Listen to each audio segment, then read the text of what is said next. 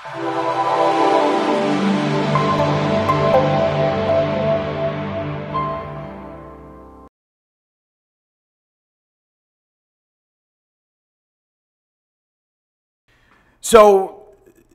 when we fall, right, and let me make this clear, falls are not a natural part of aging. But there are reasons why we fall, right? Sometimes we're not paying attention and we stump our toe on a paver in the parking lot, we trip over a curb, we're moving too fast and we can't stop our momentum. Sometimes we faint, right? There's lots of reasons why people fall. Now, there's research that have been done over neurological diseases. Now, what are neurological diseases, right? Dementia, Alzheimer's, Parkinson's, things like that. Sometimes falls are a symptom of these neurological diseases. And a lot of times folks think and they buy into the myth that if I sit more and move less, my risk for falling decreases. Makes sense, right? The logic is sound. However, on the flip side of that, the cons outweigh the pros. For example, when you don't move, your muscles, they atrophy, they go away. So if you don't use it, you lose it. What's one thing I tell you over and over and over again? You get sick of me saying this. Leg strength is like gold. Move, right? Walk. I don't care how far, I don't care where to, walk.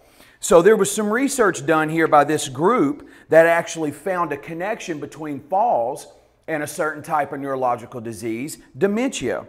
And so this is a study that was published in the Journal of American Medicine, and Boston researchers analyzed Medicare claims data, all right? And what they found is more than 2 million adults age 66 and older who were diagnosed with traumatic injury. That's the #1 cause of death, that's falls, traumatic injuries, that resulted in an emergency department visit or hospital admission from 2014 to 2015, okay? So there was 2 million Medicare claims that they looked into and they researched. What they found is among those patients who experienced a fall, 10.6% were diagnosed with some type of a dementia within a year. And among the older adults with other types of injury, only 6.1% were subsequently diagnosed with dementia. So you don't think like that's a lot, right? It's not like 50% or 30% or 40%, but 10%, almost 11% if we round up, of 2 million people is quite a bit.